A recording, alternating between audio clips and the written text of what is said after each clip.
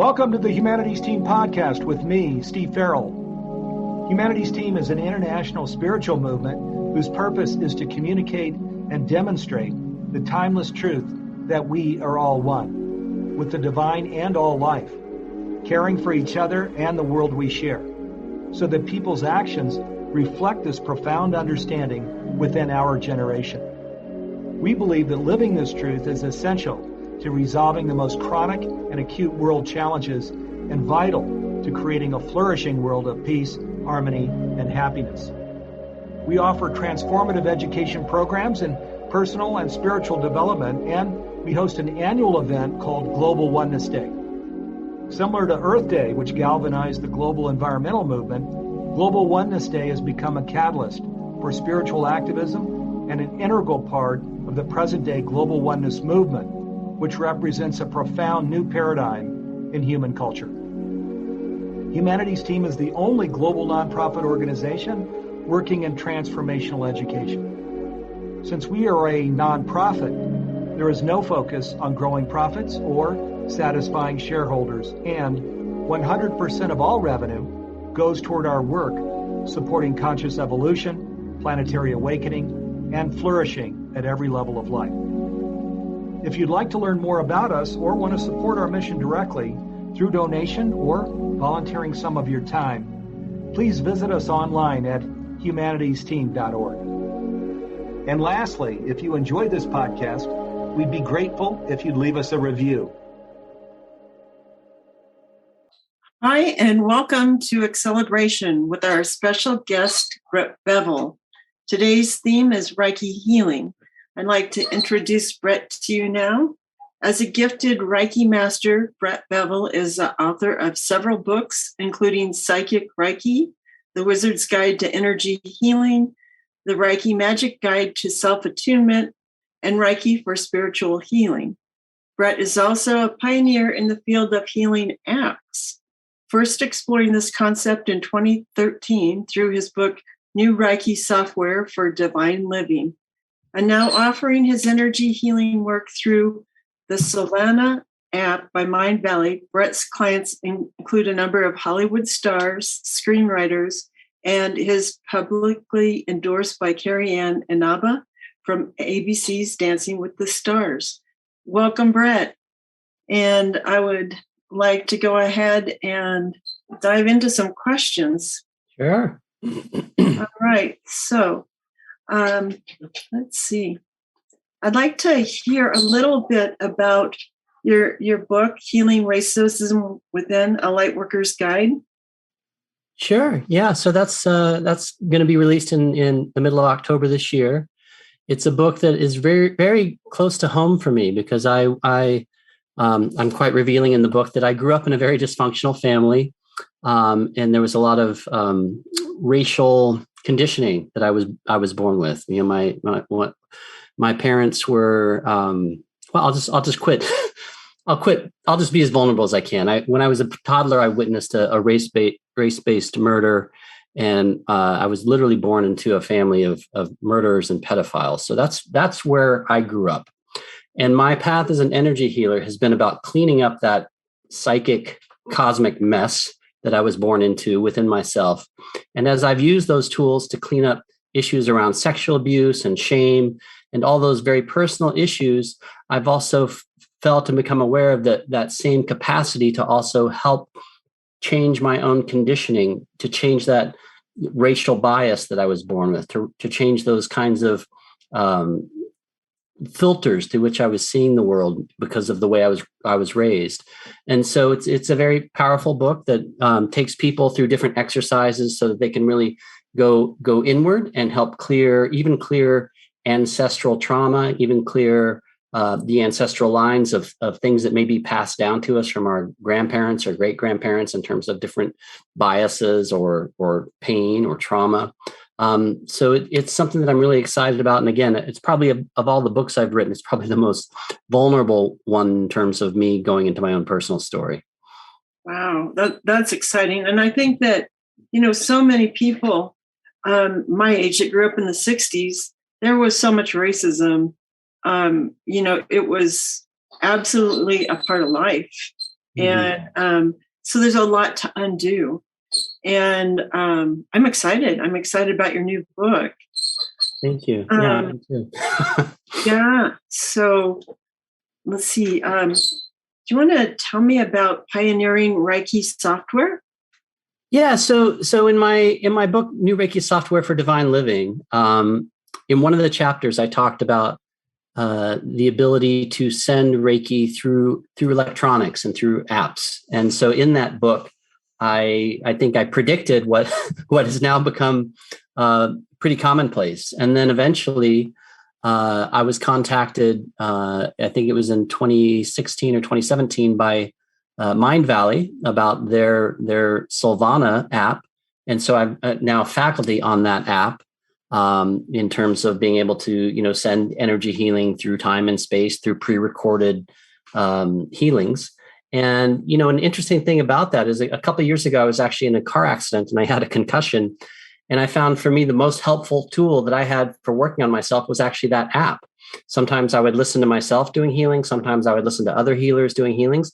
But just having that ability, just literally through my iPhone, to receive healing that I needed, but that I was not in a place to give myself because of my own injury, I found it very powerful. And I feel that there's so much territory there that's still not even fully tapped. My goal is one day to, and I think actually Humanity's team is kind of doing this. My goal is one day is to see something that would be like a library of ancient Alexandria, but in the form of an app in terms of all the energetic possibilities of what one could tap into to bring healing to themselves, to society, and to the world at large. So I would love to invite you to lead us in an experience, an energy healing experience. Great. I would love to do that. So I'm just going to invite everybody who's on this call, just make sure that you're not driving or doing anything where you need your full attention. So, because this can put you in an altered state. So just either be seated or lying down. And I'm going to begin by just sending some energies out to everybody to help work on what I call the bones of the soul, kind of the architecture of your soul. And you may hear some tapping and blowing as I'm working with these energies. And then putting everybody into these three energetic pools. And these are higher level tools that are beyond the level 1 training, but just want to give you the best healing possible in the time that we have together. And now I'm inviting a tool called Merlin's Book of Magic to create a pyramid of blue fire around everybody in this healing, surrounded by a sphere of Excalibur, surrounded by a cube of gemstone of Excalibur, and surrounded by a decahedron of divine light of the Grail. And inviting Merlin's Book of Magic as well to manifest cords of gemstone of Excalibur between each and everybody's bone and each of their bodies, between each and every other bone within their own body, to create a beautiful web of divine light inside of everybody as they're receiving this healing. And inviting Merlin's Book of Magic now to also run those same energy cords through each organ and organ system through time, from the moment of each person's birth on this call up to the present moment, to clear the timelines of each of those organs and organ systems now. And I'm also going to just very quickly bring everybody into this place I call the lake. So the lake is not so much a body of water with fish in it. In this system, it's more thought of as a place of where our consciousness is kind of more fluid, more primordial before it crystallizes into this world of form. And while you're in the lake, I'm going to call in Lady of the Lake, who's one of the guides of the system, to just come in and do a quick healing on each person on the call. And she's a multidimensional being. So when she comes in, she can work with each individual at their own level and bring each of you whatever it is that you specifically need in this moment. And I feel her presence coming through.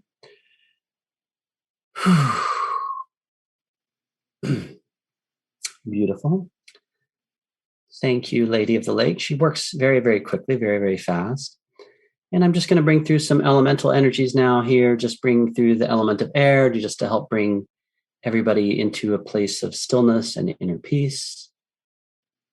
And bringing through the element of water to help everybody come into a place of serenity on the emotional body.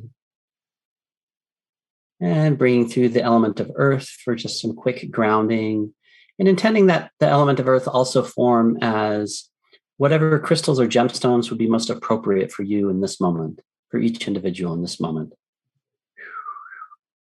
And also bringing through some energy I call Mists of Avalon, which has one purpose, which is to help connect each of us to that sense of divine mystery, that eternal divine presence. And then I'm going to put everybody into the Grail Cup now for grounding. So again, you may see some hand motions and some blowing. It's just the techniques I use. So, and as everyone's in the Grail Cup,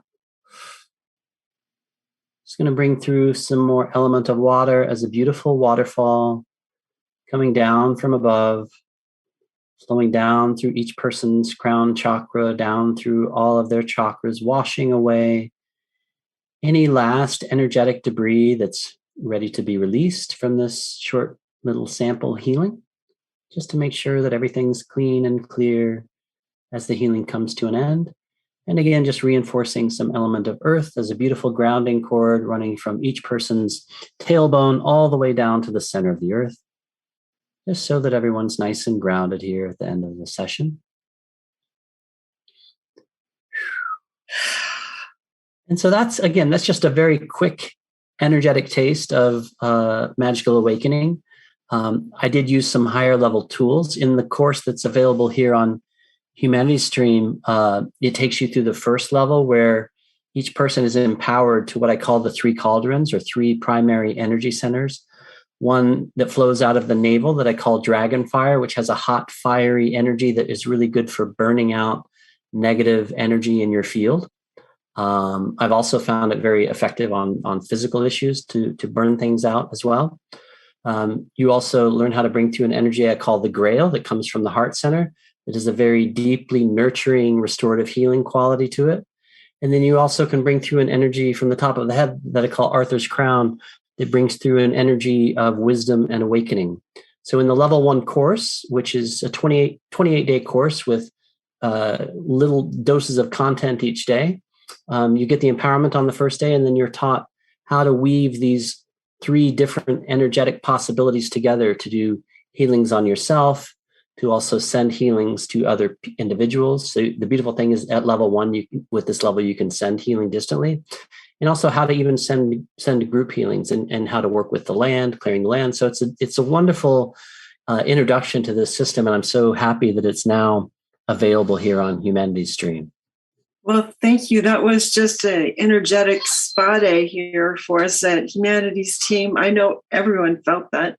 That was just absolutely incredible.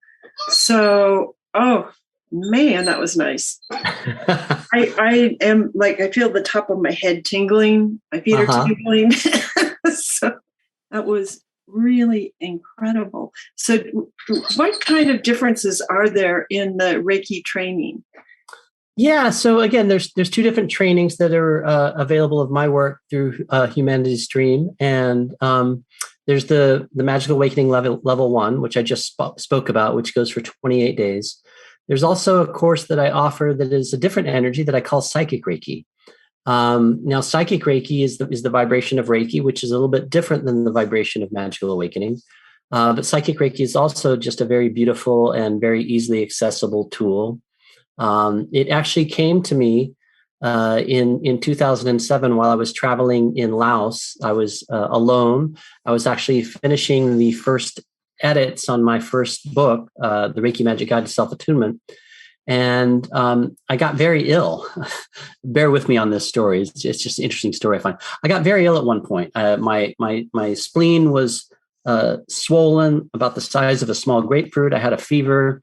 All the guidebooks that I looked at said, if you can avoid going to a Laotian hospital, it's probably in your best interest because it's more likely you will leave the hospital with something worse than what you came in with.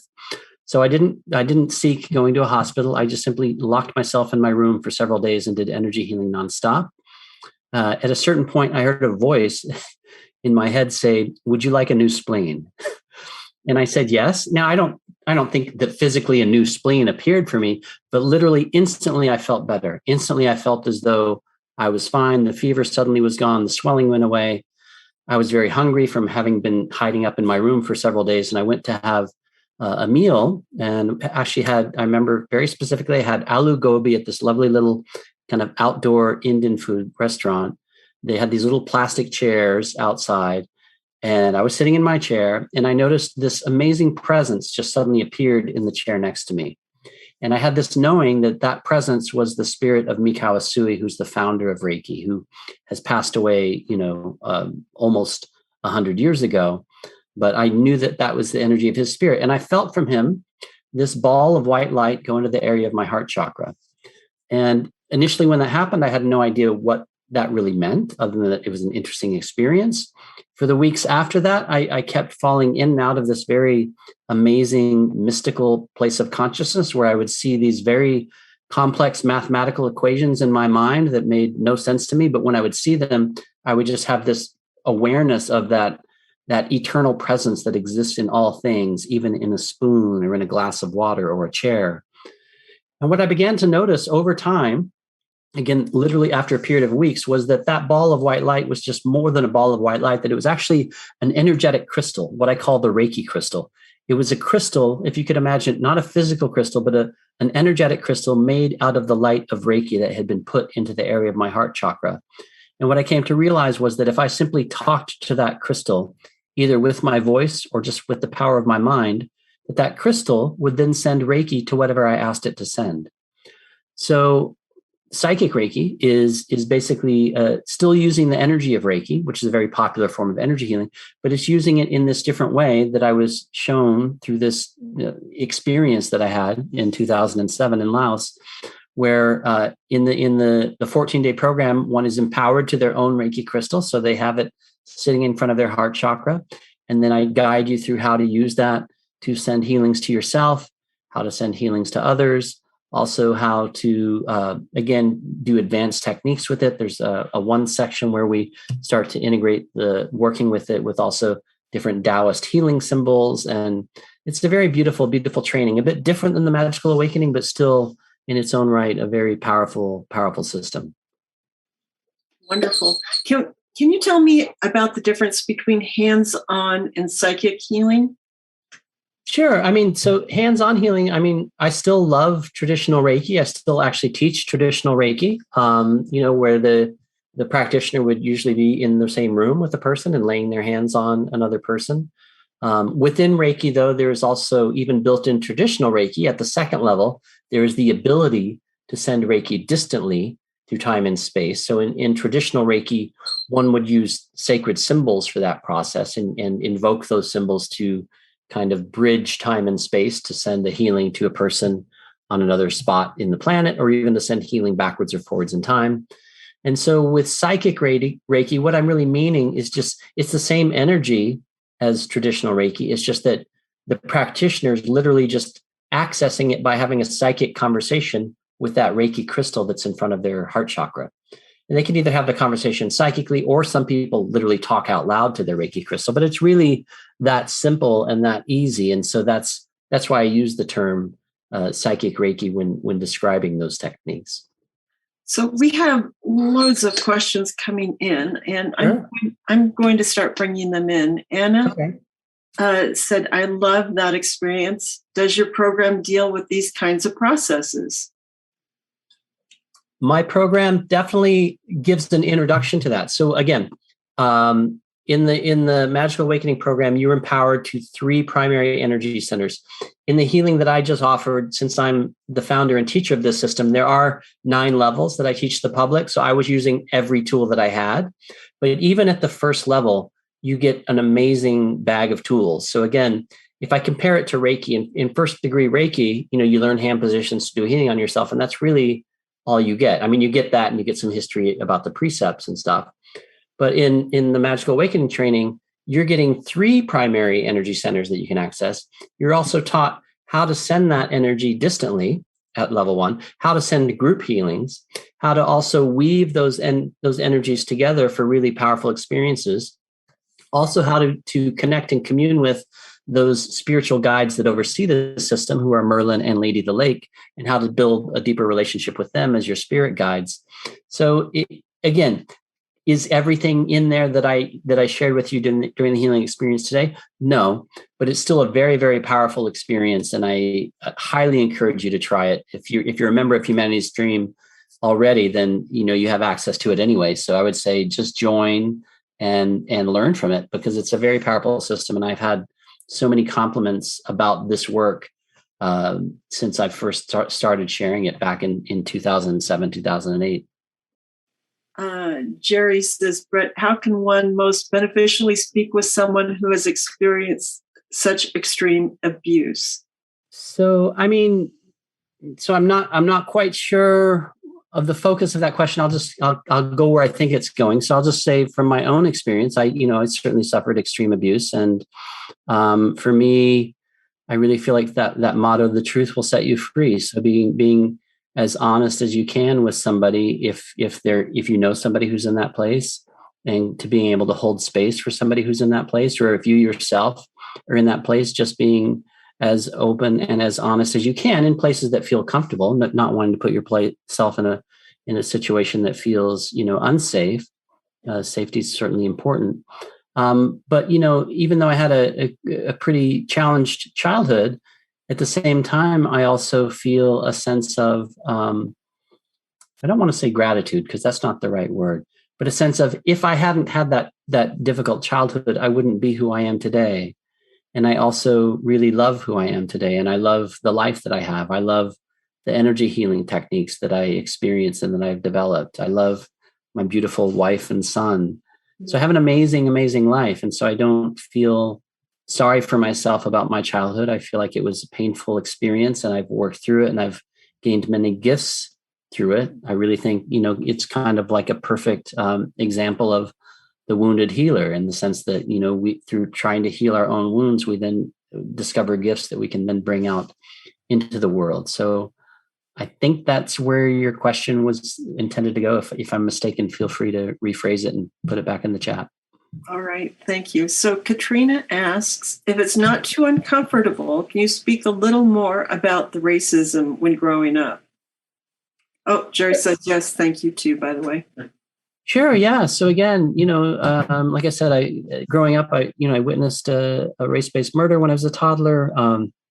My father was very, very right wing. He used to talk about wanting to put a statue of Adolf Hitler in front of his business. He never did, thank God.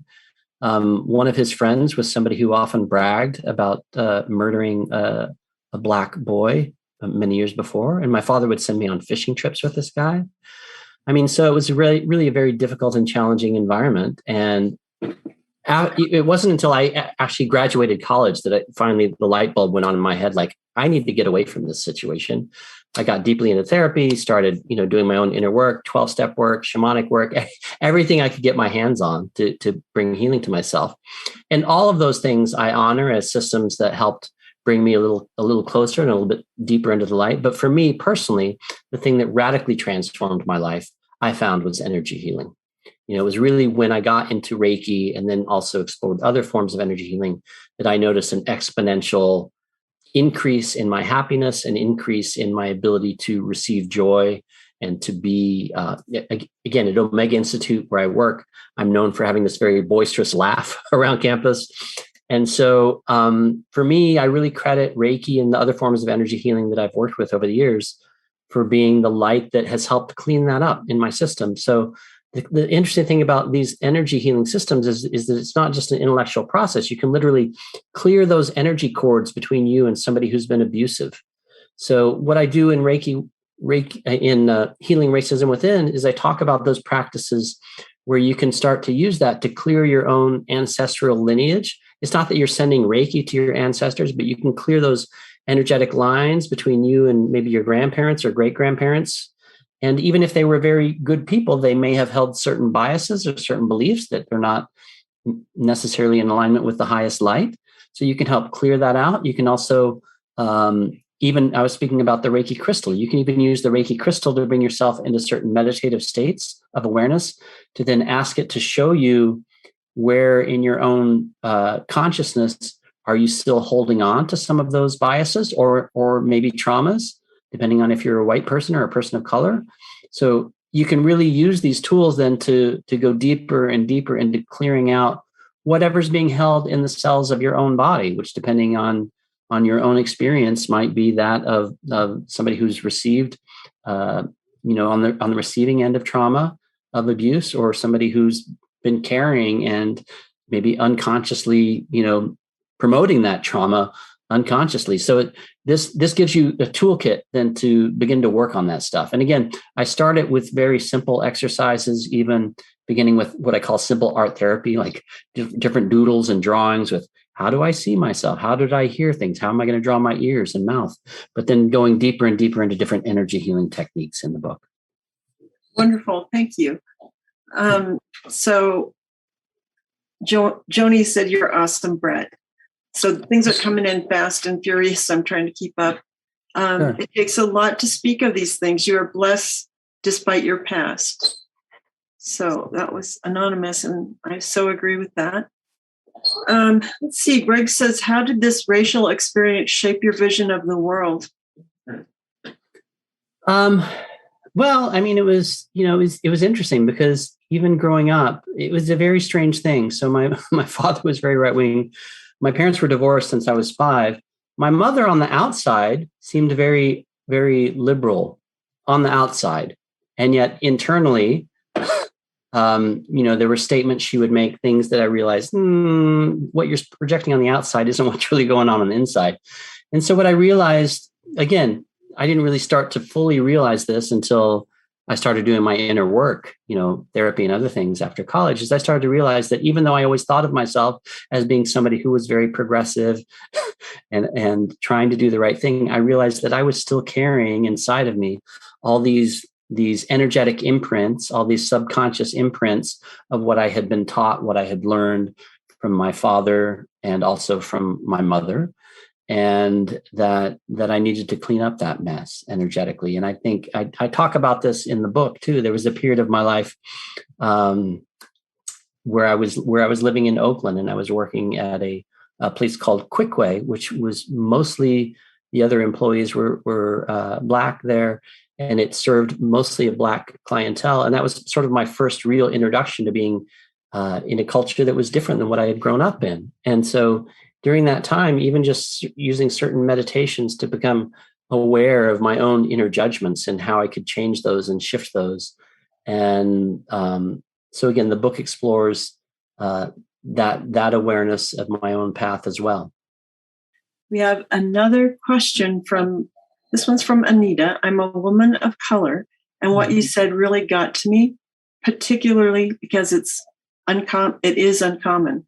I believe for people of color to escape such violent events. How can Reiki tradition help not only people of color, but people of all colors? Yeah, so that's a beautiful, beautiful question. I'm glad you asked. So even in traditional Reiki, at the second degree, there's a symbol called Seiheki that is really good for releasing mental and emotional trauma. And so even if I was talking about traditional Reiki, and if you explored that, you can use that to help release that. In the book and also in the programs that are offered here, there's ways to even expand that horizon where you're sending Reiki literally through time, through the ancestral lineage to release trauma that's held in the ancestral realm, and also to even send Reiki forward into your day, so that it almost becomes like an energetic shield from negative energy that might come at you from people who still haven't woken up to their own stuff, and who are still unfortunately projecting prejudice and racial bias out into the world. So you could even shield yourself energetically with that way, using Reiki. And again, from my point of view, it was more on unwinding that energetic garbage that had been poured into my mind. And I think that as more of us do that, then hopefully we'll hold a more open space for all people in the world, regardless of the color of their skin. But in the meantime, for you as a person of color, I would say, use these tools, whether it's Reiki or magical awakening or whatever tools you have in terms of healing, to do that work. I am aware of a beautiful healer, a woman named Debbie Brown, who's a Reiki Master, a woman of color, who does deep work using a technique called Holy Fire Reiki, where she does deep work helping people of color release the trauma that they've experienced on that level too. So again, I have my book and I have my way of approaching this, but there are other healers out there as well who are offering to bring this work out into the world. And so I would say just follow your intuition in terms of where you feel guided to go, and know that I think the time is now for in this country and the world is large to really start cleaning this mess up. It's been generations and generations, hundreds and hundreds of years. And I think we actually have the tools, we have the energetic tools, and we have the awareness. And now it's time to begin doing that work. So thank you for your question. If there's no hands up, I will.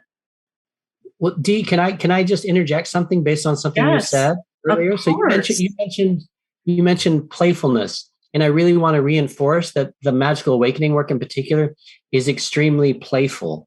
So it actually doesn't feel like you're doing work. It feels like you're just playing. The way I describe it is like you're this child just in an energetic jazz improv with the divine. You're just playing with energy. And as you're playing, innocently and happily, healing occurs. But you're not thinking about trying to fix anything that's broken. You're just playing. And so I'm glad that you tapped into that after even just the first session of that course. It was amazing. So I've gotten a double dose today, and it has been like a spa day energetically. So thank you. That has been really amazing. So we're coming up to the end. This hour's gone so quickly. Brett, I'd like to invite you to give us your website address and any kind of wrap up that you'd like to do at this point. Sure. So my website address is my name. So brettbevell.com. And on there, you can, if you want to message me, there's a place where you can contact the author. It also has where my live events will be, teaching at Omega Institute for the Reiki conference and elsewhere. If you'd like to receive all of our new podcast episodes, please click on the subscribe button. To find out more about Humanities Team transformational education programs and about how you can help support our mission, please visit us online at humanitiesteam.org, where you can also sign up for our email list so we can let you know about our free online events and other news about what we're up to each week. And again, if you enjoyed this podcast, please leave us a review. Thank you.